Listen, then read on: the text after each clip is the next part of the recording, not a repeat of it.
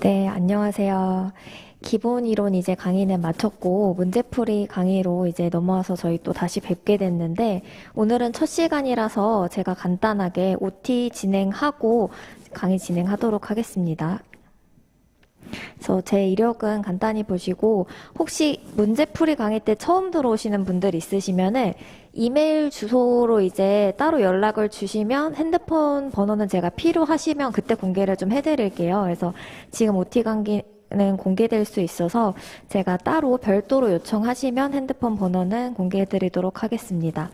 그래서 이번에 이제 5번에 걸쳐서 강의를 진행하게 되는데 지금 현재 시점에서 저희 시험 64일 남았죠. 그래서 그거 한번 생각해 보시고 문제풀이 강의에서는 두 가지로 크게 진행을 하게 되는데 먼저 기본 이론 내용 정리를 진행을 합니다. 그래서 기본 이론 내용은 사실 저희가 지난 강의 때는 좀 내용을 자세하게 봤었는데 책으로 저번처럼 세세하게 보지는 않고 5분 사보에다가 제가 조금 더 내용을 붙여서 드릴 거예요. 그럼 그거랑 이제 문제풀이 하면서 5분 사보에 모든 내용을 또 담을 순 없기 때문에 책에서 필요한 부분 발췌하면서 기본 내용 정리하고 쪽지 시험이라고 하면 매번 이제 오시면은 한 10분 정도 OX 문제 푸실 수 있도록 제가 준비를 해둘 건데 이번 시간엔 없고 다음 시간부터는 오시면은 이제 10분 동안 OX 푸시고 저랑 맞추신 다음에 강의 시작한다라고 보시면 될 것 같아요. 그래서 지난 시간에는 제가 계속 쪽지 시험으로 이렇게 적게끔 드렸는데 저희가 주관식이 아니라서 기본 이론 내용을 막 외워서 적으실 건 아니고 이제는 좀 헷갈리는 선지 익숙해질 수 있도록 제가 OX를 준비해서 드리려고 합니다. 그래서 온라인으로 들으시는 분들도 강의 들으시기 전에 꼭 이거 출력하셔가지고 그때 해보셔야지 나중에 이걸 출력해서 혼자 이제 시험 앞두고 뭐 2주, 한 달 전에 이걸 보겠다. 그럼 이것도 굉장히 좀 숙제처럼 느껴질 수 있어서 매번 좀 풀어보시는 걸 권해드립니다. 4번 정도 되겠죠? 그 다음에 이제 문제풀이는 저희 이제 전시춘 박사님 에센스 사회보험법으로 진행을 할 건데 문제는 다 풀어볼 거예요. 풀어보면서 빈출되는 부분. 이런 부분을 정하고 있는데 여기서 문제가 출제되는구나. 그리고 이런 부분들은 실제로 출제되면 헷갈릴 수 있겠구나를 저랑 같이 정리하시는 거고 실전 문제풀이 스킬이라고 하면 제가 뒤에서 좀 말씀을 드릴 텐데 저희 시험이 이제 객관식이다 보니까 객관식의 장점은 몰라도 맞출 수 있지만 알아도 틀릴 수 있다는 게 좀 단점이죠. 주관식은 쓰게 되니까 이제 본인이 아시는 걸 잘못 쓸 가능성은 없는데 객관식은 문제를 잘못 읽거나 선지 표현을 잘못 이해하면 알아도 틀릴 수 있는 거죠. 그래서 그런 것들 뒤에서 잠깐 말씀을 드릴 거고 오늘 시험 없고 다음 주부터 이렇게 진행해서 총 5번에 걸쳐서 이런 방식으로 수업을 계속 진행하겠습니다.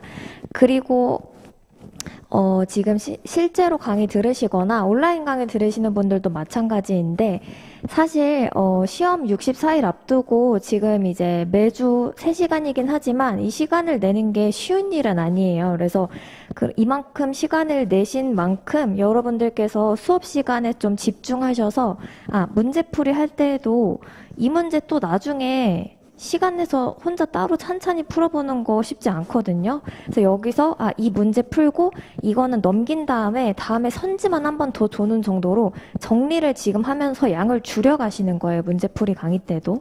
그래서 그런 부분 좀 유의해 주시면 좋을 것 같고 공부 시작 시기 다시 한번 이제 시험 앞두고 말씀을 드릴 텐데 제가 M을 적은 건 멘탈이에요. 여러분들 사실 공부 시작하시는 시기 관련해서 제가 지난번에 여러분들의 개인적인 상황이나 나의 역량 이런 것들을 좀 감안해서 시작 시기를 잡으셔라. 그리고 통상 모든 것들을 스탑하고 집중하는 시기는 이 정도다. 그래서 사실 1차만 전업으로 하시는 분들은 시작 시기를 고민하실 필요가 전혀 없는 거예요. 찬찬히 저랑 같이 충분히 복습도 하시고 필요하시면 예습도 하셔서 계속 좀 진행을 하셔야 되는 거고 이걸 고민하시는 분들은 학교를 다니신다거나 아니면은 2차 시험이랑 같이 진행을 하시거나 아니면은 회사를 다니시는 분들이 이거를 고민하셔야 되는 거죠. 그래서 회사 다니시는 분들도 사실 정말 쉽지는 않지만 1차 보시려면 하루에 2시간, 3시간, 주말에는 시간 내서 하셔야 되는 거고, 그 다음에 학업 하시는 분들도 학업이나 다른 일들로 좀 바쁘시겠지만 요 정도는 하루에 내실 수 있거든요. 그럼 문제는 이제 2차나 다른 시험을 같이 준비하시는 분들인데 이분들이 고려하실 건 지금 문제풀이 강의를 들으시니까 어쨌든 이 OT를 보시는 거잖아요. 그러니까 문제풀이 강의를 듣는다는 건 어쨌든 일주일에 3시간씩 지금 사보에 투자를 하실 거니까 언제부터 모든 걸 멈추고 1차에 올인할 건지 결정할 때 여러분들이 이제 멘탈, 평소에 시험 아마 보시면은 나는 실전에 강해서 벼락치기를 이렇게 했을 때 떨지도 않고 시험 잘 볼 수 있어.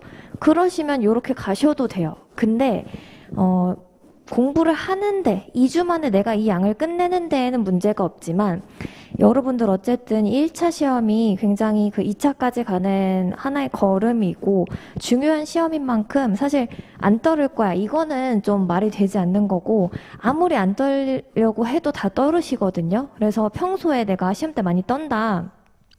그러면은 충분히 시간을 두고 하셔야 되는 거죠. 근데 한 달을 빼기에는 도저히 내가 이거는 좀 무리다라고 하시면은 4주 전부터는 하루에 3시간이랑 뭐 2차는 5시간, 그 다음에 3주 전에는 4시간, 4시간 이런 식으로 꼭 4주부터 시작하고 2주부터 시작하고가 아니라 시간을 줄여나가시는 옵션도 있으니까 언제 모든 걸 멈출 건지도 생각을 미리 해두셔야 돼요. 왜냐면 이거 계속 고민하시다가 다가오면 결국 압박감에 갑자기 그냥 멈추게 되거든요. 그래서 미리 잡으시고 나머지 스케줄 조정하시면서 준비를 하셔야 되는 거죠. 그리고 공부 방법도 이거는 1차만 하시는 분들 위해서 좀 말씀을 드리면은 1차만 하시는 분들은 또 시험이 64일이면은 많다면 많이 남고 적다면 적게 남으셨을 수도 있어요. 그래서 이분들 같은 경우에는 이렇게 하시는 것도 방법일 것 같아요. 수요일에 빠졌네요. 수요일에 사보 이런 식으로 해서 하루에 한 과목씩 찬찬히 좀 기본 내용도 보시고 문제풀이도 보시고 그리고 만약에 여기서 이렇게 조정을 했다 3시간만 그러면 하루에 3시간씩 노원, 민법, 노트, 경영 이렇게 보는 거죠. 근데 노동법은 미리 너무 많이 보시기보다는 나중에 가서 내가 압박감 때문에 빨리 못 볼 것 같은 것들을 지금 천천히 쳐두시는 것도 좋을 것 같아요. 그래서 공부 언제 시작할지 정하셨으면은 스케줄 어떻게 활용할지도 보셔야 되고 목표 점수도 다시 한번 생각해 보셔야겠죠. 그래서 기본 이론 시작했을 때는 2월이고 작년 7월에 들으신 분도 계셨을 거고 그때랑 지금이랑은 또 이제 시기가 다르기 때문에 어떤 변화가 있을 수도 있어서 이 표 보면서 다시 한번 어떻게 잡을 건지 보셔야 되죠.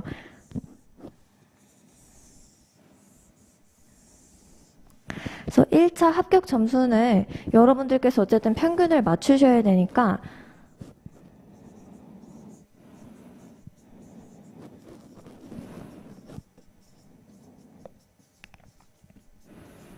평균을 딱 60에 맞추면은 불안하시죠. 그리고 노동법에서는 사실 80점에서 90점은 맞으셔야 돼요, 이거는.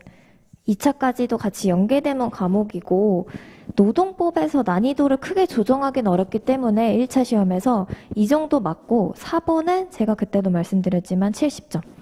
민법은 사실 70점 목표로 하셔도 법학과가 아니거나 도저히 익숙해지지 않는 분들은 점수가 잘 안 나오실 수도 있어요. 그리고 경영도 문제가 크게 어렵지는 않은데 여러분들께서 이제 또 새로운 것들을 접하면은 헷갈리는 경우가 있기 때문에 요 정도로 저는 잡았었고 이것도 나는 조금 목표 점수를 낮게 설정해도 실제로 그걸 맞출 수 있고 전혀 이제 나의 그런 시험 가서 보는데 지장이 없다. 그럼 더 낮게 조정하셔도 되는데 일반적으로 그래도 안정적으로 요 정도 점수 설정하셔서 공부를 하셔야 되는 거죠. 그럼 그때도 말씀드린 것처럼 사보 70점 맞으려면 저희 고용산재, 징수 그리고 사회보장 기본법까지는 촘촘히 좀 가져가셔야 되고 건강이랑 연금은 늘어나기는 하는데 그거 이제 늘어나는 거 맞추자고 이걸 다 볼 수는 없으니까 저희가 이 부분들은 기출문제 위주로 좀 가져가셔야 된다. 그리고 고용산재 징수에서 이 6문제 중에 저희가 촘촘히 봤는데도 못 맞추는 문제가 한두 문제 있을 수도 있어요. 그 해의 난이도에 따라서. 그래서 여러분들 제가 같이 문제풀이 하면서 이런 부분들이 나오고 난이도 조정할 때는 여기서까지 낼 수 있다. 좀 설명을 드릴 거니까 다 보는데 어디까지 보실지를 이제 문제풀이 하면서 좀 감을 잡아 나가시는 거죠. 그래서 여기서 공부를 했다라고 하시면은 최소 뭐 555라든지 여기서 그 해에 뭔가 어렵게 나와서 빠지면 이렇게 그 다음에 사회보장기본법 맞추시고 왜냐면은 고용산재 징수 사회규정기본법은 다 보고 이건 버릴 거야 라고 했을 때 다 봤다고 다 맞출 수 있는 문제는 아니거든요. 그래서 여러분들이 우리 시험은 어쨌든 절대평가기 때문에 100점 맞으려고 모든 걸 외우는 공부가 아니에요. 적당한 점수를 받으려고 맞춰서 하시는 공부다라는 거를 여기서 좀 염두하시고 점수도 한번 다시 생각을 해보시기 바랍니다. 그 다음에 아까 말씀드린 이제 객관식 좀 스킬에 대해서 말씀을 드리려고 하는데 특별한 건 없어요, 우선은. 근데 아마 아시는 건데 그거를 정리를 계속 문제풀이 하시면서 습관으로 익히려고 하는 거예요. 문제 읽을 때 저도 좀 성격이 급한 편인데 성격이 급하면은 이 객관식 문제를 빨리 풀어서 다 끝내야겠다는 생각 때문에 천천히 읽는다고 본인은 생각했음에도 불구하고 빨리 읽어서 틀리시는 경우가 많아요. 그래서 문제에서 옳은 것은 물어보면은 문제 동그라미, 틀린 것은 하면 X.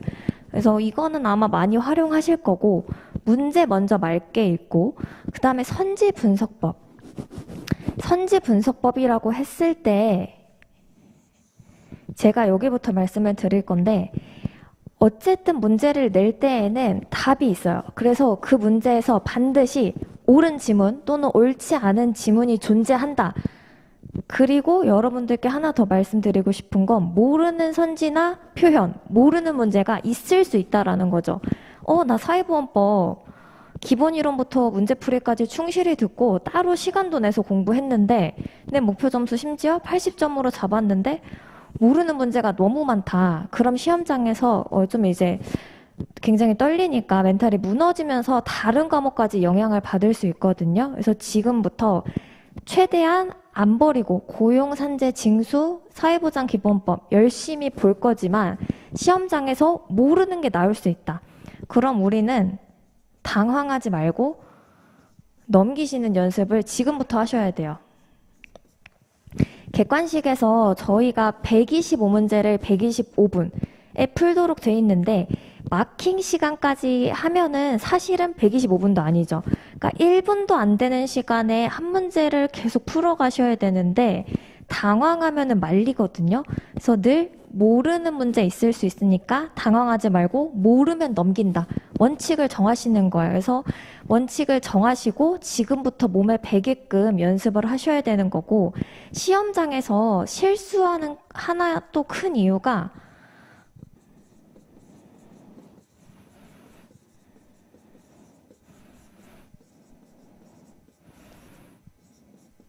공부한 것보다 잘 보는 거를 원하시는 거예요. 내가 공부는 요만큼 했는데 시험 점수는 이만큼 맞고 싶어요. 그러면 이제 모르는 게 나왔을 때 떨고 조금 더 못 넘기고 한 문제라도 더 맞추려 하고 잡거든요. 그래서 공부 깔끔하게 하시고 모르면 넘기는 거예요. 그래서 그때 가서 넘길 수 있겠지라고 하시면 조절이 안 되는 경우도 있기 때문에 미리부터 당황하지 않고 모르면 넘긴다. 그리고 공부한 만큼만 맞으시는 거예요. 그리고 아까 목표 점수 잡으라고 한 것도 그냥 생각하시는 게 아니라 진짜 딱 정하셔서 그만큼 공부하셔가지고 이제 비슷하게 맞추시게끔 하는 거죠. 그래서 실제로 저도 실전에서 좀 많이 떠는 편이었는데 저는 공부할 때 이게 제가 어느 영상에서 본 건데 사람들이 시험 때 떠는 이유는 공부한 것보다 잘 보려고 하기 때문이다. 근데 공부한 만큼만 보겠다. 내가 공부 열심히 했으니까 요만큼만 점수 나오면 좋겠다. 라고 생각하면 좀 덜 떨린다는 거거든요. 실제로 저도 조금 그렇게 2차도 생각을 했었고 그래서 이제 공부를 오히려 더 열심히 하게 되는 게 있었기 때문에 이것도 미리 좀 생각을 해보시면 좋을 것 같아요. 그리고 이것도 문제 읽는 거랑 좀 비슷한 스킬인데 성격 급하신 분들은 이제 객관식이 잘 안 맞죠. 그분들의 하나 특징은 문제에서 틀리거나 문제까지는 이제 O랑 X 표시 치면서 잘 읽었어요. 근데 선지가 5개가 있잖아요. 그러면은 무의식 중에 읽다가 1번 틀린 선지, 옳은 것을 물어봤어요. 2번도 틀린 선지, 3번 틀린 선지, 4번, 5번 헷갈리는데 나도 모르게 그냥 이걸로 답을 찍고 넘어가는 경우가 있거든요. 무의식적으로. 그래서 선지를 읽으실 때 이게 옳은 건지 내가 헷갈리는 건지 아니면 확실하게 아는 건지를 명확하게 구분하는 연습을 하셔야 돼요. 이건 확실하게 틀렸고, 이건 내가 좀 헷갈리네. 이것도 헷갈리고. 그러면은 그 중엔 찍게 되는 거죠. 그러면 적어도 내가 아는 거는 골라내고 찍을 것만 이제 남을 수 있거든요. 그래서 여러분들 문제 찬찬히 잘 읽으시고 선지 보실 때도 옳은 거, 옳지 않은 거 잘 고르시고 헷갈리는 거 중에 근거 없이 나도 모르게 찍게 되지 않도록 적어도 둘 다 헷갈리면 그냥 4번으로 찍어야겠다. 이렇게 하면 괜찮은데 이건 헷갈리는 거고 요거는 좀 알 것 같은데 여기서 갑자기 이렇게 해서 틀리시는 경우가 있어요. 그래서 문제 푸실 때 잘 읽으시고 선지 분석하시고 이 마인드 컨트롤 지금부터 제가 문제 푸는 시간 드릴 때 좀 연습하시면서 익히시면 좋을 것 같습니다. 그래서 문제 출제 유형 정도 한번 보시면은 3가지 있다라고 제가 말씀을 드렸는데 문답형이에요.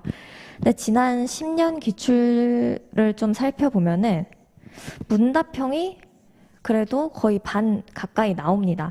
그러니까 표현은 지금 뭐 선지가 있지만 어쨌든 자영업자 갑이 받을 수 있는 소정급여 일수 물어보고 바로 답을 고르는 문제예요. 그래서 이런 문제들은 쉬운 편입니다. 왜냐면은 저희가 기본 이론 들었기 때문에 기본적인 내용은 다 알아요. 여기 있는 거 물어보면 그냥 답 고르시면 되는 거죠. 그래서 문답형은 오히려 조금 쉬운 출제 유형이다. 그 다음에 이제 내용 열거형인데 사회보장위원회의 심의사항으로 옳지 않은 것은 그럼 여기서 심의사항 걸러내야 되는 거죠. 그래서 이것도 어떻게 보면은 문답형의 하나의 일종이다라고 보실 수 있을 것 같은데 심의사항도 알면 맞추고 내용 열거형도 모르면 못 맞추는 문제니까 저희 계속 그냥 기본 이론, 기본 내용 찬찬히 보시면 되겠죠. 근데 이제 문제는 선지형입니다. 이것도 알면 맞추고 모르면 틀리는 거 아닌가요? 라고 하시는데 저희가 사회보험법 100점 맞는 과목 100점 맞기 위해서 하는 공부 아니잖아요, 1차는. 그렇기 때문에 여러분들이 찬찬히 보셔도 모르는 표현이나 선지가 나오실 수 있어요. 그렇기 때문에 문제풀이 강의에서 객관식 스킬이라고 하면은 사람마다 객관식 문제에서 하는 실수가 달라요. 아까 스킬 말씀드렸던 거는 일반적으로 적용될 수 있고 또 제가 경험했던 거를 주로 말씀드린 거고 여러분들은 문제 풀면서 틀렸다면 당연히 내용도 체크하셔야겠지만 내가 이걸 왜 틀렸지? 알면서 틀리는 경우가 없도록 내가 객관식 문제 풀 때 이런 나쁜 습관이 있구나 이런 실수를 하는구나를 보시고 정정하는 거고 그 다음에 선지 체크하시는 거죠. 내가 굉장히 이 고용보험법 꼼꼼히 책이랑 5분 사보 다 봤는데 이 선지는 그렇게 꼼꼼히 봐도 당일에 가서 보면 좀 헷갈릴 것 같아. 그런 선지를 체크하시는 거예요. 여러분들이 하실 일은 이렇게 2가지인 거죠. 그 다음에 이제 마지막으로 시험장 가셔서 주의하실 점 좀 말씀을 드리려고 하는데 여기서 보실 건 아까 말씀드린 것처럼 125문제를 125분 동안 푸는 거예요. 그러면 사실은 한 문제당 40초에서 50초 이렇게 푸셔야 되는 거고 과목이 5과목이잖아요. 그러면은 노동법 한 문제도 50초 동안 풀고 민법 한 문제도 50초 동안 풀고 이렇게 하시면 안 돼요. 어떻게 하셔야 되냐? 우선 마킹 시간부터 생각을 하셔야죠. 저는 그때도 말씀드린 것처럼 아는 거는 확실히 풀고 모르는 거는 찍었어요. 그때도 제가 지금 이 가로친 거는 제대로 공부를 안 했던 부분이에요, 1차에서. 저도 동차생이었기 때문에 1차를 꼼꼼하게 볼 만큼 시간이 없었어요. 그래서 경영도 2차랑 겹치는 부분은 열심히 보고, 생산관리는 이론 수업 때 듣고 아예 제가 따로 공부를 하진 않았어요. 그럼 생산관리 문제 넘기는 거죠, 모르니까. 그러니까 아는 거는 대신 절대 마킹 실수 이런 게 있으면 안 되기 때문에 마킹 시간을 10시간이 아니죠. 10분에서 15분 정도로 좀 여유롭게 잡았어요. 한 두세 번 검토도 하고, 제가 이제 실수가 많은 편이라고 말씀을 드렸잖아요. 그래서 혹시 마킹 실수할까봐 마킹 시간 좀 길게 잡았어요. 그러면 남는 시간이 있잖아요. 그러면은 5과목을 어떤 순서로 풀지도 생각하시는 거예요. 뭐 이렇게까지 해야 되나라고 하실 수 있는데, 아까 말씀드린 것처럼 실전에 강하고 나는 멘탈도 튼튼하다. 어떤 좀 예상치 못한 변수가 나와도 나는 아는 거 실수 없이 풀 수 있다 라고 하시면 이런 계획은 굳이 필요가 없으실 텐데, 나는 그렇게 멘탈이 강하거나 실전에 강한 스타일이 아니다 하면 만반의 준비를 하셔야 되는 거죠. 제가 좀 그런 스타일이었고, 우선은 노원 노투 시험 시작하자마자 어려운 과목 풀면은 전 좀 떨릴 것 같아서 노동법 시작하고요. 그 다음에 사보랑 민법이 좀 낯설죠.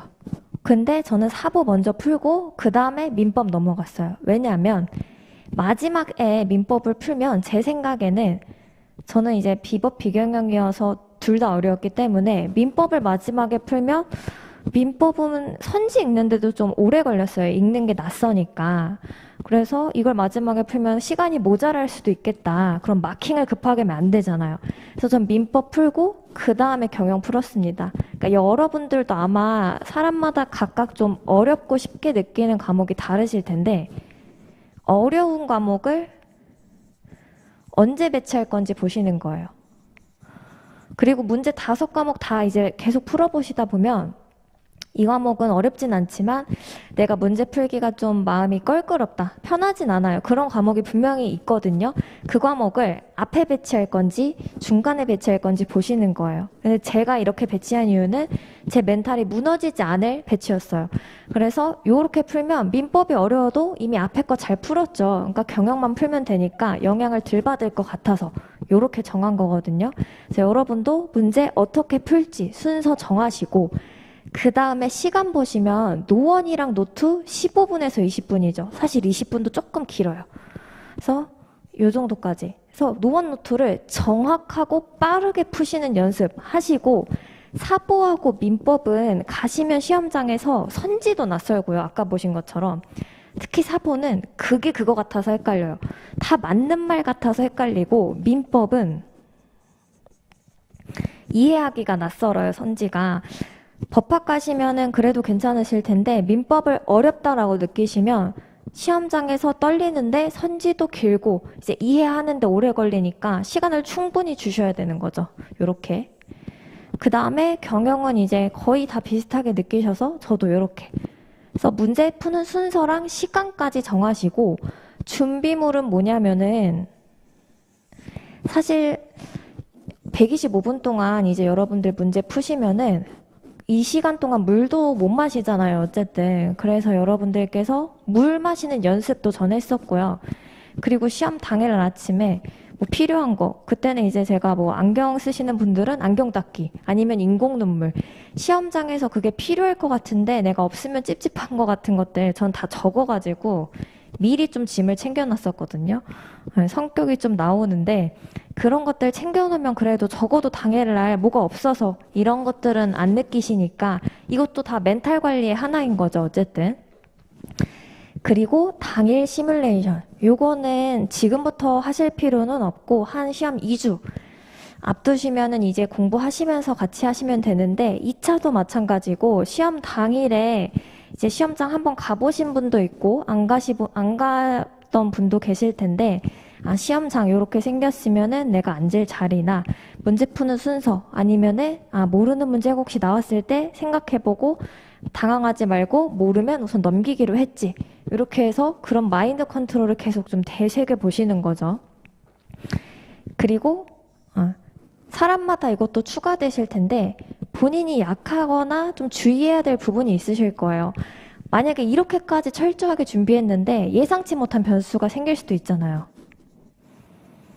그러면은 예상치 못한 변수, 어떡하지? 시험 당일에 어떤 일이 생겨도 당황하지 않도록 마음을 계속 컨디션을 관리하시는 거죠.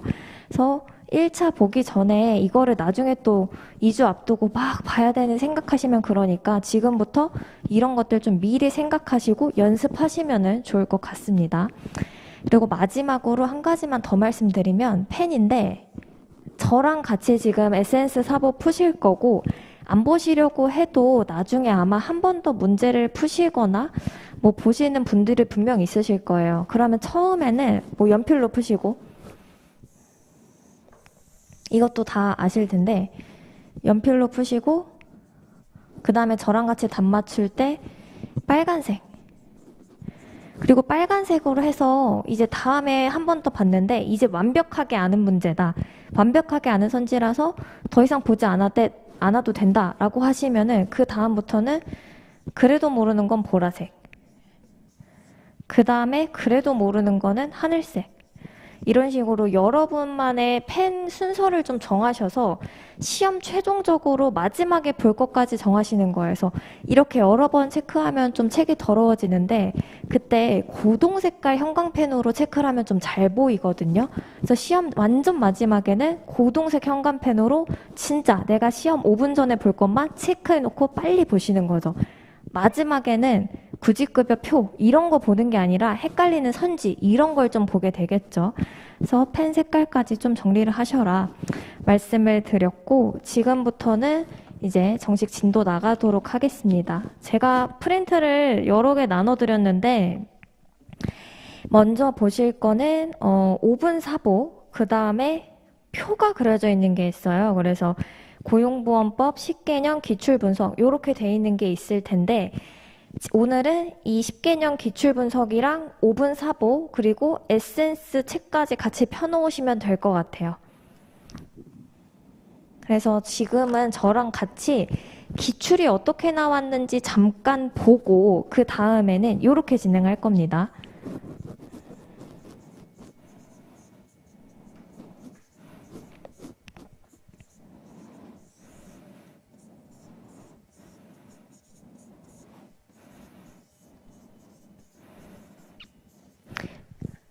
그 다음에는 이제 여러분들 먼저 에센스 문제를 풀고 그 다음에 기출 현황을 보면서 저랑 같이 5분 사보 해당 내용을 좀 정리할 거예요. 포인트라고 하는 거는 문제가 이렇게 출제되고 어렵게 만약에 난이도를 조절할 거면 이런 데서도 나올 수 있다. 이런 걸 저랑 같이 보시고 그 다음에 정답 맞추는 방식으로 진행할 겁니다. 그래서 지금은 프린트 2개 펼쳐놓고 한번 보시면은 10개년 기출 분석했을 때 이제 연도 옆에 있는 숫자는 그 해에 나온 고용보험법 문제, 출제 문제 수인 거죠.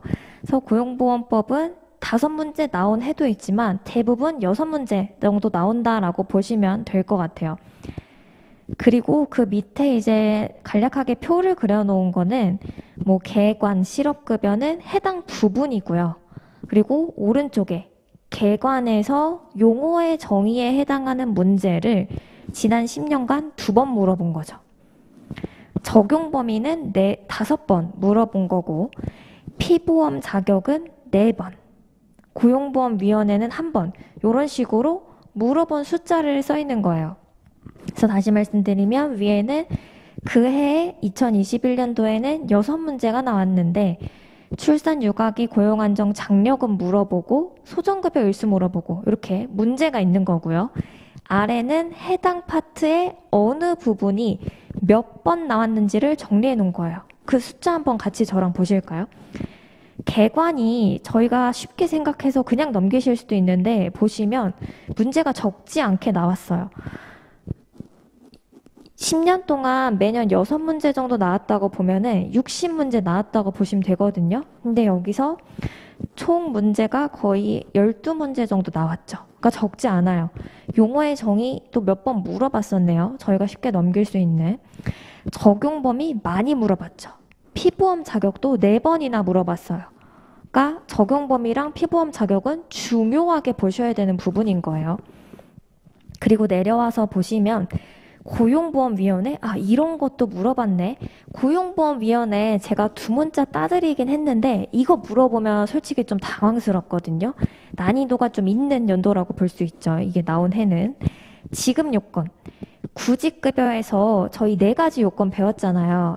18개월 동안 뭐 180일 이상. 근로할 의사와 능력이 있음에도 불구하고 취업하지 못한 상태일 것. 뭐 이렇게 네 가지 요건. 그 요건을 순수하게 물어본 건 한 번밖에 없어요. 구직급여에서는 계산 문제를 가장 많이 물어보네요. 6문제. 그 다음에 특례에 자영업자랑 예술인 있는데 자영업자 6번 물어보죠. 그러니까 저희 생각에는 근로자의 소정급여 일수표가 중요하겠네 라고 보시겠지만 그거 못지않게 자영업자도 굉장히 많이 물어보는구나. 그럼 자영업자는 뭐뭐 물어보냐? 거기 옆에 적어 놓으시면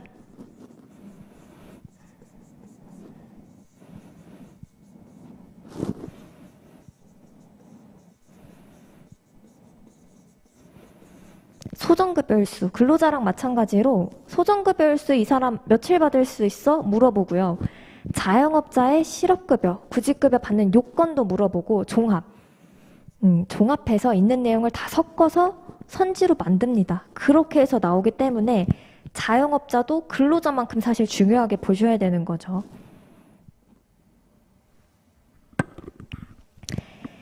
그리고 내려오시면 예술인 있는데 예술인 옆에 이건 기출된 부분은 아니에요. 근데 저희는 올해 노무 제공자 같이 보셔야 되죠. 근로자만 원래 고용보험 가입할 수 있었는데 자영업자는 특례로 50인 미만 가입할 수 있게 열어주는 거고 노무 제공자랑 예술인이 새로 들어왔잖아요. 예술인은 작년에 한 번 나왔지만 새로 법이 바뀐 부분이기 때문에 문제를 좀 이제 난이도를 조절하고 싶다. 여기서 물어볼 수도 있고 난이도 조절이 아니더라도 실무적으로 이것도 이슈가 되고 있는 부분이니까 충분히 물어볼 수 있습니다. 그래서 여태까지는 근로자 소정급여 일수 며칠이야? 이걸 자주 물어봤는데 올해는 근로자께 아니라 노무 제공자나 예술인 걸 물어볼 수도 있는 거죠.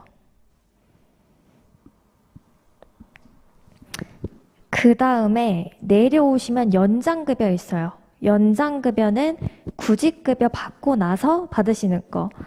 지금 정리해드리는 거는 기본 내용 정리하는 건 아니고 이런 부분에서 이런 문제가 나온다를 잠깐 보시는 겁니다. 연장급여에서 저희 개별, 특별, 훈련. 그래서 이 세 개 연장급여가 있고 이 연장급여의 의미, 이거 특별히 취업이 어려운 사람이었고 특별은 그때 당시 상황이 취업이 잘 안 되는 상황. 훈련은 구직급여 다 받았는데 훈련 받고 있는 사람한테 주는 거. 개념은 이 정도로 구분하시면 돼요. 그리고 물어보는 게 뭐냐? 연장급여에서는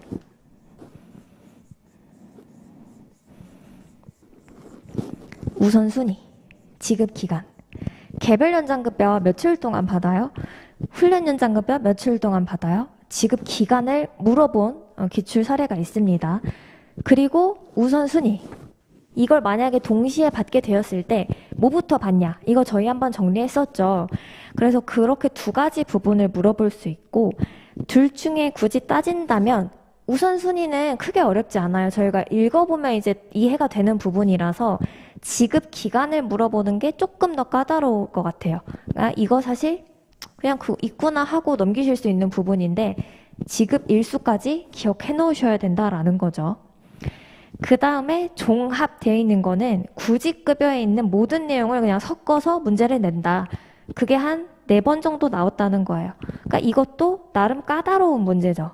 그러니까 그 부분에 있는 파트만 모아서 내는 게 아니라 여러 가지 파트를 모아서 내는 문제. 그 다음에 조기 재취업 수당은 2문제 정도. 취업 촉진 수당의 종류에 뭐뭐 있었죠? 한번 기억을 해보시면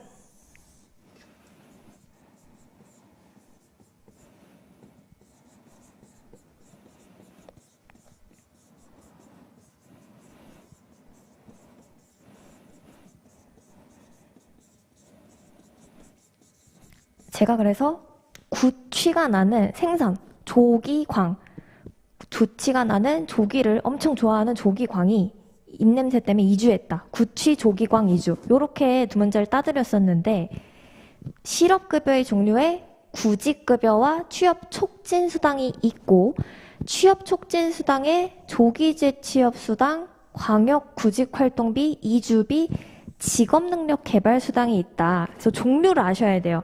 근데 그 중에 조기재취업수당은 계산까지. 이거는 어떤 사람이 얼마를 받을 수 있는지 좀 아셔야 되는 거예요. 이것도 촘촘히 보시고. 광역구직활동비랑 이주비는 멀리 갔을 때, 이사했을 때, 직업능력개발 훈련 받았을 때 주는 거구나 정도 아시면 되는 거예요. 그래서 한 번은 계산하는 거 물어봤었고 한 번은 취업촉진수당의 종류가 뭐야? 그걸 물어봤었어요. 그러니까 여러분들은 그렇게 정리를 하시면 되죠. 이 파트는. 2회가 취업촉진수당의 종류가 물어본 거고요. 조기재취업수당 밑에 2회는 취업촉진수당의 종류를 물어봤던 거다. 그 다음에 내려오셔서 육아휴직급여 보시면 금액. 육아휴직급여도 얼마인지 물어보거든요. 근데 여기는 이제 올해 법이 개정된 부분이 있기 때문에 노무제공자, 예술인, 그 다음에 육아휴직급여.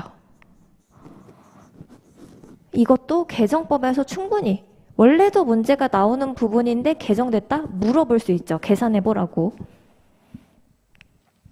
그리고 또 많이 물어보는 게 신청 기간이랑 연장 사유예요. 육아휴직급여는 원래 언제까지 신청을 할 수 있어? 신청 기간이 언제야? 이걸 물어보는 경우가 있고 그 신청 기간을 연장할 수 있는 사유는 뭐가 있어? 3번이나 물어봐요. 오히려 계산 문제보다 많이 물어봤죠. 그러니까 육아휴직급여는 계산도 할 줄 아셔야 되고 그 이외에 기간이나 연장 이것도 보셔야 되는 거예요. 그리고 기타는 육아휴직급여에 관한 것으로 뭐 옳지 않은 것은 옳은 것은 이렇게 종합적으로 물어본 문제죠. 그 다음에 육아휴직급여 파트에서 출산 전후 육아 부분도 많은데 그 부분은 사실 지난 10년간 나오진 않았어요. 근데 지난 10년간 안 나왔다고 안 나오는 건 아니고 그 부분도 알긴 해야 되지만 우선 최근엔 육아휴직급여가 많이 나오고 있고 법도 개정됐다. 그러니까 여기 없다라고 해서 배제하셔도 되는 부분은 아니에요. 더 중점적으로 보셔야 되는 거지.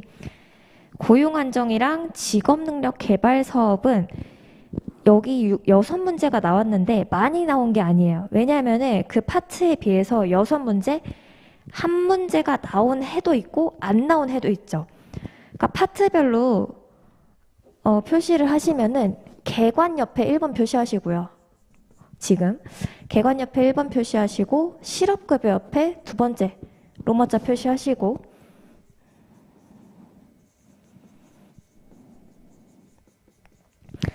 육아휴직급여 옆에 3번째 그 다음에 여기 고용안정 직업능력개발사업 옆에 4번째 그 다음에 기타 옆에 5번째 표시하시면 되거든요. 그러니까 실업급여는 자영업자만 6문제 소정급여일수만 6문제 그러니까 여기서는 거의 20문제 가까이 나오는 거고 고용안정 직업능력개발사업은 이게 하면 20몇 문제 나오는 동안 6문제 나온 거예요. 적게 나오는 거예요.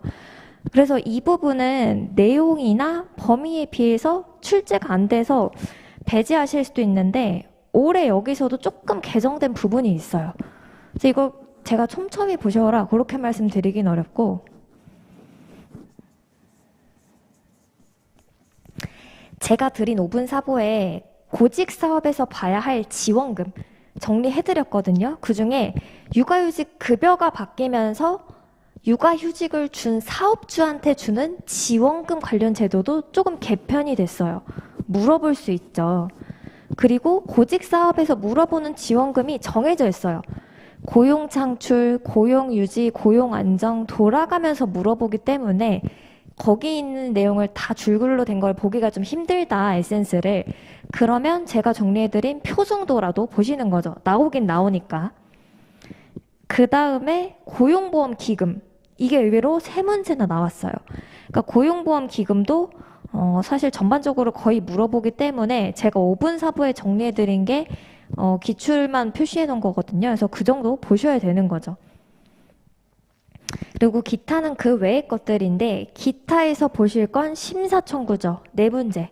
적진 않은 거예요. 단일적으로 심사청구에서만 네 문제가 나온 거니까 이것도 좀 보셔야 되고 심사청구는 자주 물어본 게 누가 재심사를 청구할 수 있어? 재심사 청구를 누가 할 수 있는지 대리인이 될 수 있는 자의 범위를 좀 자주 물어봤어요. 그 다음에 기간이나 일수. 그래서 심사 청구 절차는 고용보험뿐만 아니라 산재랑 건강연금도 있죠. 그래서 제가 기본 이론 마지막 시간에 정리해드렸었는데 고용보험법에서 심사 청구 절차 보시고 산재랑 나머지 법령을 빌드업 형태로 좀 비교하신다라고 보시면 될 것 같아요. 뭐 수급권이랑 제한 사유, 벌금 과태료 물어보는구나 여기서도 요 정도로 보시면 되죠. 그러니까 여기서 보시면서 여러분들 생각이 조금 가볍게 보실 만한 부분들이 의외로 문제 많이 나오는 것들이 있으실 거예요. 그래서 그런 부분들 좀 더 꼼꼼히 봐야 되겠구나. 그리고 올해 개정된 부분이 여기서 문제가 좀 출제될 수 있겠구나 정리하시면 되겠습니다. 그리고 만약에 여러분들이 지금 문제풀이 그 에센스 사부에서는 이 10년도 기출을 모아놓은 건 아니고 이 전시춘 박사님이 좀 필요하고 유의미하다라고 생각하시는 부분들을 모아놓은 거기 때문에 빠지는 부분이 있을 수 있어요. 그래서 혹시라도 이 자료를 나중에 내가 풀어보고 싶다라고 하시면은 제가 그거는 모아서 이제 보내드릴 테니까 메일이나 연락을 주시면은 보내드리도록 하겠습니다. 그래서 기출은 이 정도로 정리하시고 각 법령마다 이렇게 드릴 거거든요. 그럼 여러분들은 보시고 기본 이론 복습하실 때에도 이걸 더 중점적으로 봐야 되는구나. 문제 풀이할 때 여기엔 없지만 10개년 이전에 그전엔 이런 문제도 나왔었구나 보시면 되죠. 그래서 지금은 다시 이제 에센스 사보로 좀 돌아오셔서 문제풀이 이제 시작하도록 하겠습니다. 120페이지 펴주시면 되고 제가 아까 그 125문제를 125분에 푸는 게 아니다. 근데 저희가 막힌 시간을 감안해야 되기 때문에 사실상 한 문제를 40초, 50초 정도 푸셔야 된다라고 말씀을 드렸어요. 그래서 마찬가지로 연습을 할 건데 120페이지 펴시면 문제가 총 12문제예요.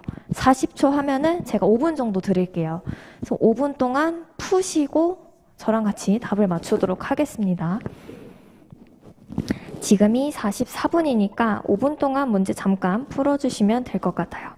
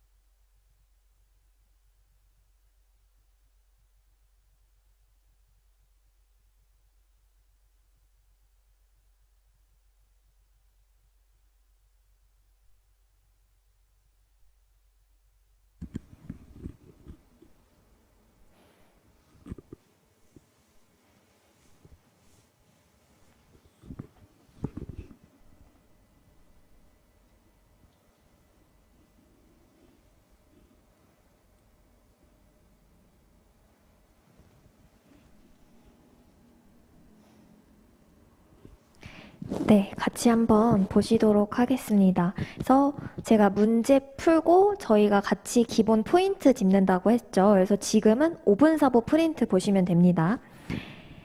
프린트 하나씩 보시면은 문제가 출제될 수 있는 부분 같이 보시면 되니까 기출분석 프린트 옆에 놓으시면 되죠.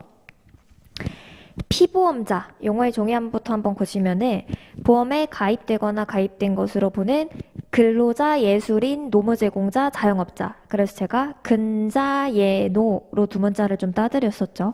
그래서 피보험자는 가입되거나 가입된 것으로 보는 근자, 예, 노. 여기서 물어보는 포인트는 근로자, 예술인, 노무제공자, 자영업자 중에 누군가를 빼는 거예요. 가입되거나 가입된 것으로 보는보단 뒤에서 포인트가 있는 거죠. 이직, 피보험자와 사업주 사이의 고용관계가 종료되는 것이다. 실업은 중요하게 보셔야 되는 용어의 정의죠. 근로할 의사와 능력이 있음에도 불구하고 취업하지 못한 상태에 있는 것.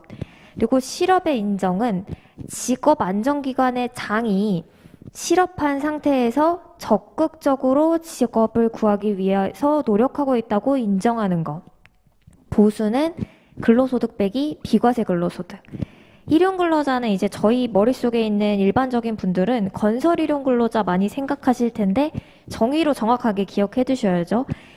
1개월 미만 동안 고용되는 사람. 그래서 여기서 30일 미만 이런 거 틀린 표현이고 1개월 미만 고용이다 라고 정리를 해 두셔야 되죠.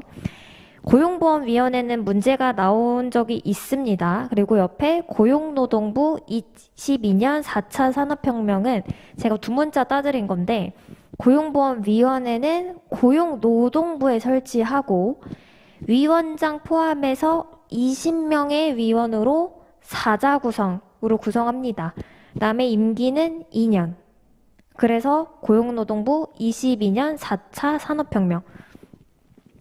그 다음에 4가지 보험제도, 보험료율, 보험사업평가, 기금운용, 그 밖에 위원장이 필요하다라고 인정하는 사항 이런 것들을 심의할 수 있고요. 전문위원회를 하위의 조직으로 둘 수 있습니다.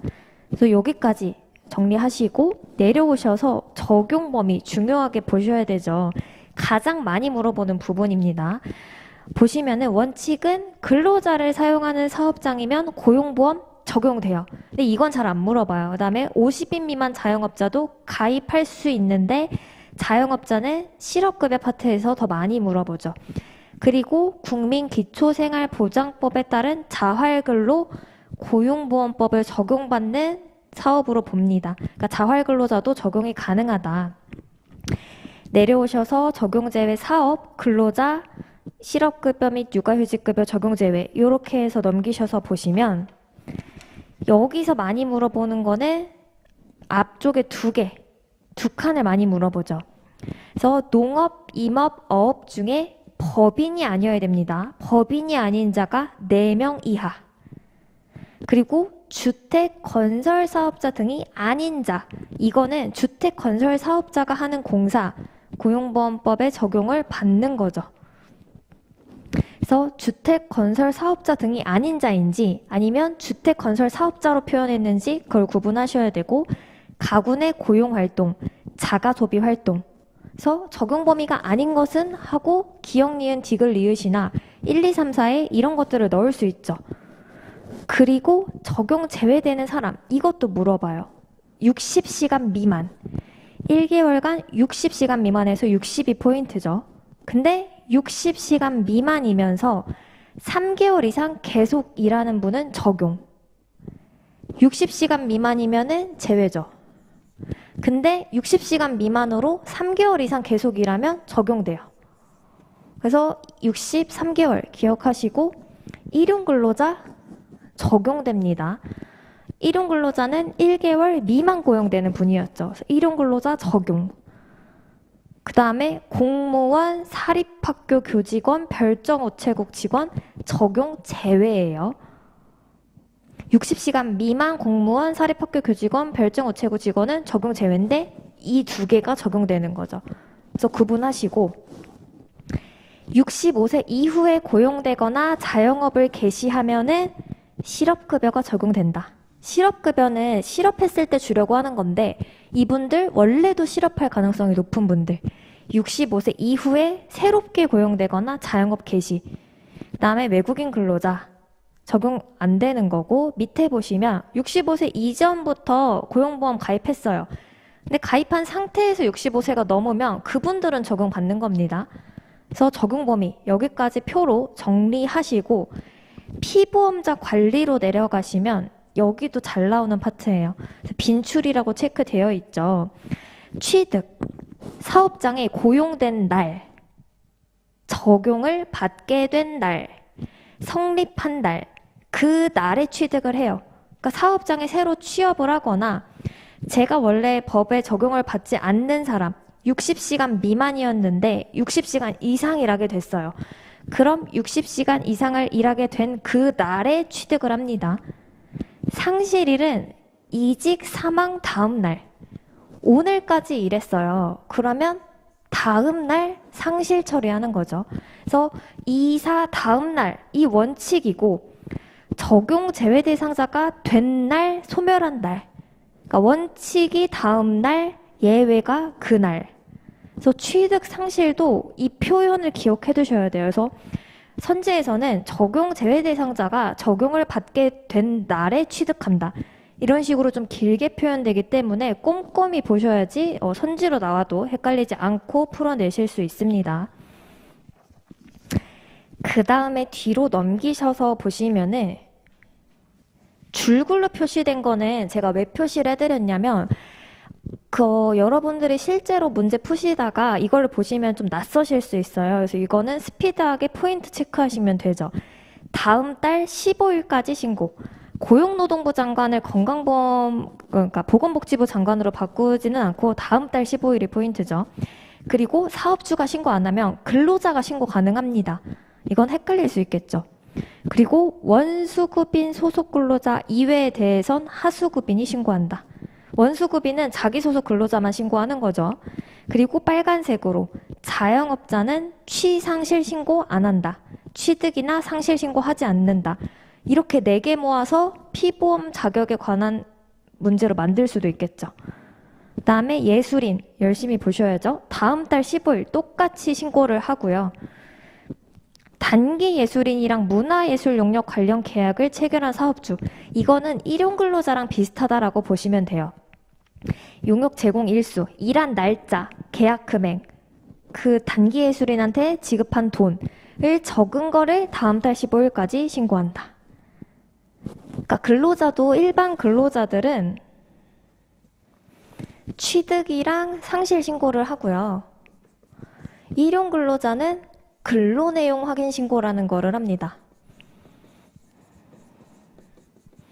근데 이 근로내용 확인 신고에 며칠 일했는지 그 다음에 그 한 달 동안 받은 보수를 같이 신고하는데 단기 예술인도 용역 제공 일수, 계약 금액을 가지고 다음 달 15일까지 신고하시는 거죠. 그 다음에 여러 번 도급이 이루어지면 발주자, 최초로 사업을 낸 사람이 신고하는 거고 여러 차례 도급이 이루어져서 하수급인이 여러 명이다. 원수급인이 신고합니다. 그래서 신고 주체 기억해 주셔야 되는 거고 피보험 자격 확인 청구도 표현 자체를 많이 물어봐요. 피보험자였던 사람은 언제든지 취득, 상실에 관한 확인을 청구할 수 있다. 이 언제든지도 헷갈리는 상태에서 보면 왠지 이 언제든지로 포인트를 잡아서 문제를 냈을 것 같은데 이거 틀렸네? 라고 하실 수도 있어요.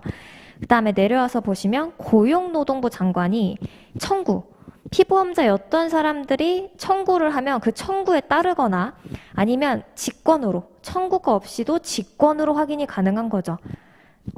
본인이 언제든지 청구할 수도 있고 직권으로 확인할 수도 있고 이 확인 결과, 이거는 별표 치고 보세요. 결과를 청구인과 청구인을 고용하거나 고용했던 사업주, 근로자랑 사업주한테 이 사람이 청구했어 라는 걸 알려주는 거예요. 근데 여기서 한번 보실 건 밑에 직업안정기관의 장은 수급 자격이 인정되지 않는 경우 신청인에게 알린다. 그러니까 이게 섞여서 헷갈리시는 경우 있는데 실업급여, 구직급여 신청을 하면은 자격을 본 다음에 당신 자격이 있어 없어를 당사자한테 알려주지 사업주한테 알려주지 않거든요. 근데 피보험 자격에 관한 청구는 사업주한테도 알려주죠. 내가 고용보험에 취득, 상실, 가입을 했는지 안 했는지는 나랑 사업주한테 같이 알려줘요. 근데 내가 실업급여를, 구직급여를 신청했을 때 자격이 있는지 없는지는 저한테만 알려주는 거예요. 왜냐면은 구직급여 받는 거는 퇴사하고 받는 거죠, 어쨌든. 그러니까 이미 제가 회사를 나왔는데 그 사업주한테 알려줄 필요가 없겠죠. 그래서 요거 구분해서 보시고, 2개 이상의 사업장에 알바를 여러 개 하는 거예요. 그때 고용보험 어떻게 취득할 건지.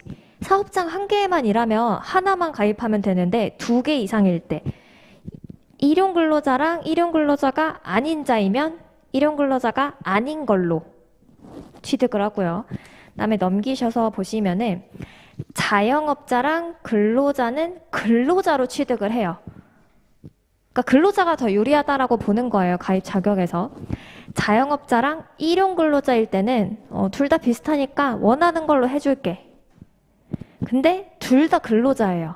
제가 회사를 공교롭게 A 회사, B 회사 다 다녀요. 그러면 보소선 두 문자 따드렸죠. 이거는 보수총액이 많은 사업, 어쨌든 임금이 많은 사업, 소정 근로시간이 많은 사업. 둘 다 똑같다? 그러면 근로자가 선택한 사업. 그래서 보소선. 근로자랑 다른 걸랑 겹치면 근로자로 취득을 해주고, 근로자면 보소선. 여기까지는 이제 기존에 있었던 거고, 양괄호 4번은 좀 보셔야 될 것 같아요. 왜냐면 노무제공자랑 예술인은 어쨌든 새로 들어온 거기 때문에 새로 들어온 거는 유의 깊게 좀 보셔야죠. 둘 다 취득. 둘 다 취득은 다 가입시켜준다는 거예요. 예술인 둘 이상의 문화예술 용역 계약. 예술인 2개다? 둘 다 가입해줘요. 예술 용역 계약이랑 근로계약. 아니면 예술 용역 계약이랑 노무제공 계약? 다 가입시켜줘요. 노무제공 계약이랑 근로계약.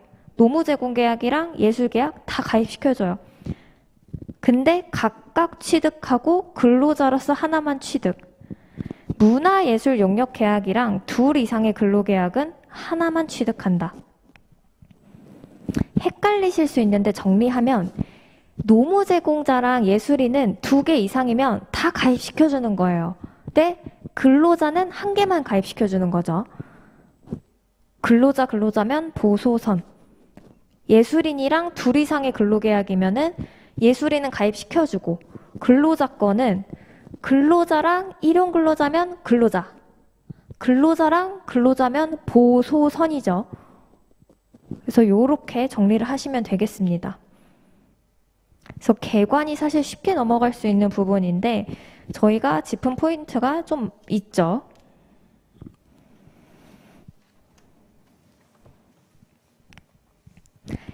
여기까지 정리하시고 저희 문제 풀이 같이 하도록 하겠습니다.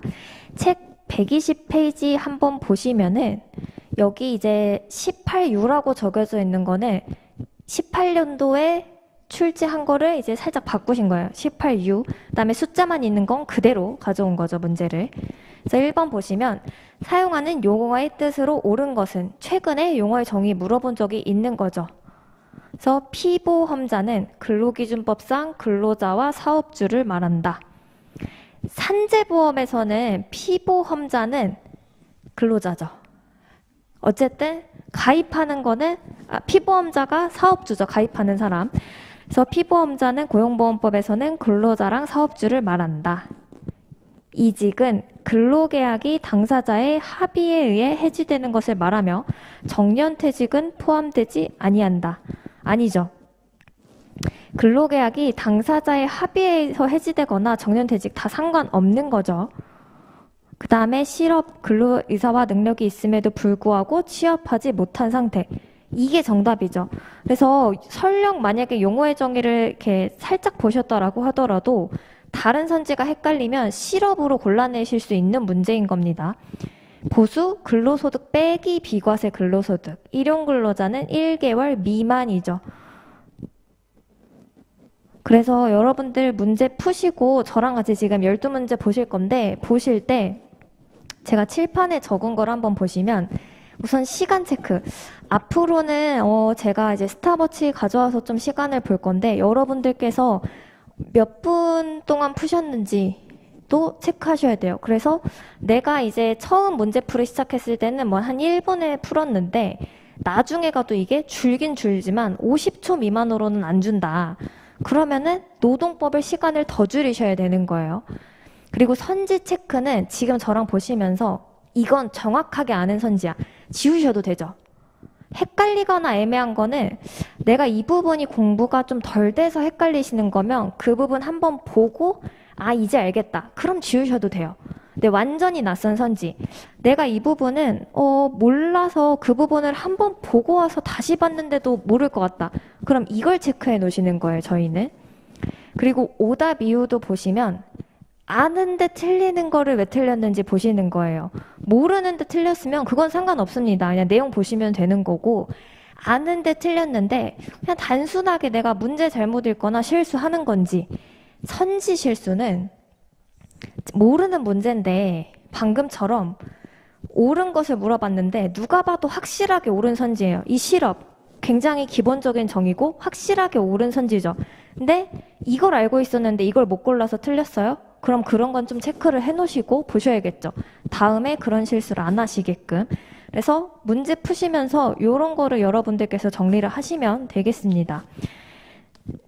그리고 제가 아까 피보험자가 근로자랑 사업주 말한다고 했는데 근로자가 아니라 근자예노죠. 근자예노.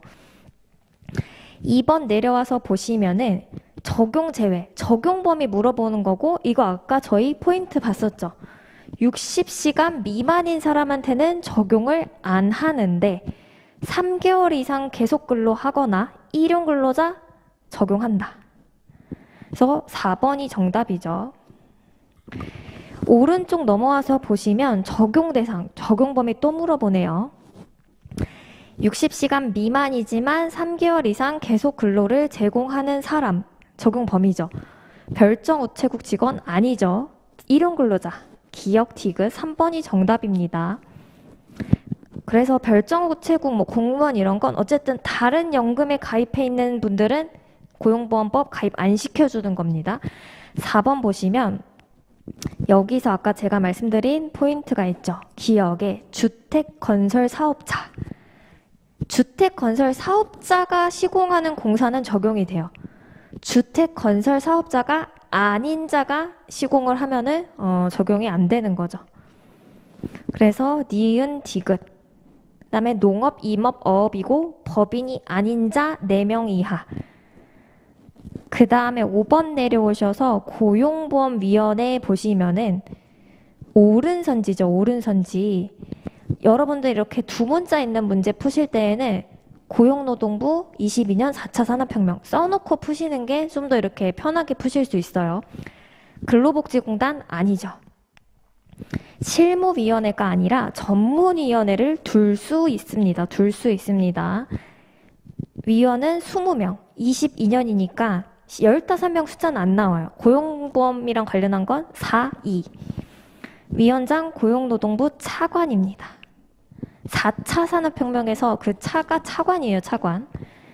심의사항, 고용보험 요율의 결정에 관한 사항이 포함되는 거죠. 그래서 이 문제는 사실 딱 눈에 띄는 맞는 선지를 골라내기보다는 이제 전반적으로 내용을 아셔야지 조금 풀기가 원활한 문제인 거죠.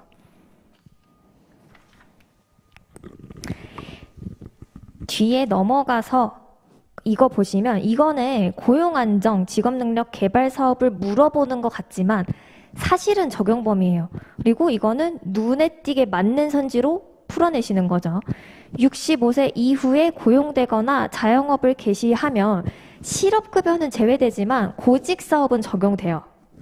나머지는 그냥 안 보시고 1번이 맞기 때문에 1번으로 고르시는 문제예요. 그래서 1번입니다. 그 다음에 7번. 고용보험법 적용에 관한 설명 중 옳지 않은 것은 외국인 근로자한테도 적용한다.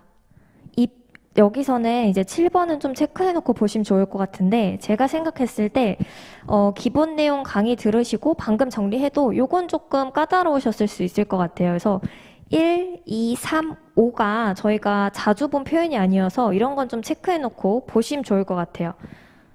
근데 옳지 않은 것 보시면 1개월 미만인 사람은 고용보험법 적용되지 않는다? 적용됩니다. 일용 근로자도 1개월 미만인데 적용이 되죠. 노무 제공자도 1개월 미만 적용이 됩니다. 그래서 외국인 적용되는 거 1번 맞고요. 2번 실업급여랑 육아휴직급여는 신청이 있을 때에 외국인한테 적용을 하고 65세 이후면은 노무 제공인도 예술인도 자영업자도 고용보험법 적용하지 않습니다. 그 다음에 별정직이나 임기제는 본인의 의사에 따라 가입할 수 있는데 실업급여만 가입할 수 있어요. 그러니까 이분들은 고직사업 적용이 안 되는 거죠. 그래서 별정직은 적용 제외되는데 원하면 가입시켜준다. 실업급여에 한해서. 요렇게 정리를 하셔야 되는 거죠. 오른쪽 넘어가셔서 8번 보시면은 취득 상실일이네요. 그래서 아까 제가 좀 그 표에 있는 걸로 보셔도 나중에 선지 보면 헷갈린다라고 하셨는데 푸실 때 요게 조금 헷갈리셨을 수 있을 것 같아요. 피보험자는 고용된 날에 취득한다. 확실하게 맞는 선지가 눈에 띄죠. 그래서 그렇게 해서 맞추시는 거고, 만약에 헷갈리시면 적용 제외였던 사람이 적용을 받게 되면 취득이죠. 취득은 다 그날이에요. 적용을 받게 된 다음 날이 아니라 취득이니까 적용받게 된 날에 취득하는 거죠. 2번 틀렸고, 적용 제외 대상자에 해당하는 경우 이사 다음 날, 상실은 다음 날이 원칙인데 예외적으로 적용 제외 그 날 상실하죠. 소멸도 다음 날 아니고 그 날, 소멸한 날에 상실하죠. 성립일 전에 고용된 경우, 이거 제가 기본 이론에서 좀 설명을 드렸었는데 성립일 전에 고용된 사람은 누굴 말하는 거냐? 새로 창업을 하는데 사업은 3월 15일부터 시작할 거예요. 근데 이때 딱 오픈한다고 해서 직원 이때부터 쓰는 게 아니라 미리부터 쓰는 사람들 있겠죠. 3월 1일부터 일을 하고 있었어도 우리 사업장이 고용보험에 이때 가입했다면 저는 이때 취득하는 거예요. 그러니까 성립일 전에 고용된 사람은 고용된 날이 아니라 성립한 날에 취득하는 거죠. 내려가서 9번 보시면 이거 뭔가 숫자만 보면 소정급여 일수를 물어보는 것 같지만 취득 상실일을 물어보는 겁니다. 그래서 보시면은 3월 1일에 적용사업장, 이거 왜 물어봐요? 방금 8번에 5번 선지랑 관련이 있죠. 성립일 전에 취득한 게 아니라 이미 성립된 사업장에 취업한 사람이에요. 그러면 고용된 날에 취득하죠. 3월 1일에 취득하는 거예요. 4월 1일에 신고했다. 이런 거 다 상관없는 거죠. 5월 1일에 이직하였고 5월 15일에 신고했다. 상실일은 2, 4 다음 날이죠. 5월 1일 다음 날인 5월 2일에 상실하는 겁니다. 그래서 신고를 언제 했다 이건 중요하지 않고 취득 상실은 언제 고용됐는지, 언제 이직했는지를 보시는 거죠. 그래서 2번 체크하시면 되고 10번 넘어오셔서 보실게요. 이게 아까 저희 막 줄글로 봤던 표현이랑 좀 관련이 있는 건데 사업주는 취득에 관한 사항을 신고하려는 경우 언제까지요? 다음 달 15일이요. 15일. 그래서 1번이 틀린 겁니다. 그리고 문제 푸는 시간을 단축하는 건 이렇게 정확하게 아시면은 1번 딱 고르시고 넘어가시는 건데 혹시 모르니까 2, 3, 4, 5도 빠르게 보시는 거죠. 신고하지 아니하면 근로계약서 등 서류를 제출해서 신고할 수 있다. 사업주가 신고 안 하면 근로자가 할 수 있어요. 그게 2번으로 표현된 거죠. 그다음에 3번 자영업자 취득 상실 신고 안 한다. 근로자와 자영업자면 근로자로 취득하죠. 피보험자는 언제든지 취득 상실 청구 가능하고 청구 결과를 피보험자랑 사업주한테 알려주죠. 그래서 1번 체크하시면 되고 11번 내려가서 옳은 것. 1번 확실하게 틀리죠. 이건 쉬운 선지예요. 이직한 날이 아니라 이직한 날 다음 날에 상실을 하는 거고 원수급인이 사업주. 원수급인이 고용하는 근로자 외의 근로자는 하수급인이 신고하는 거야. 하수급인. 3번 아까 본 맞는 선지죠. 피보험자였던 사람 언제든지 취득 상실 청구 가능. 4번에 근로자가 2개를 가입하면 하나만 돼요. 그래서 예술인이랑 근로계약 2개면은 예술인 취득해주고 근로계약은 하나만 취득한다. 이렇게 되었었죠. 사망한 날, 사망 다음 날. 그래서 3번 체크하시면 됩니다. 12번에 넘어가서 보시면은 근로자가 2 이상의 사업에 동시 고용된 경우 보소선이죠. 그래서 1번 통상임금이 많은 사업 체크하시면 됩니다. 그래서 다음 그 파트부터도 이렇게 문제 시간 맞춰서 푸시고 저랑 같이 포인트 정리하고 출제 어떻게 되는지를 보시는 방식으로 진행을 할 겁니다. 그래서 지금부터 10분 정도 쉬시고 다음 시간 이어서 가도록 하겠습니다.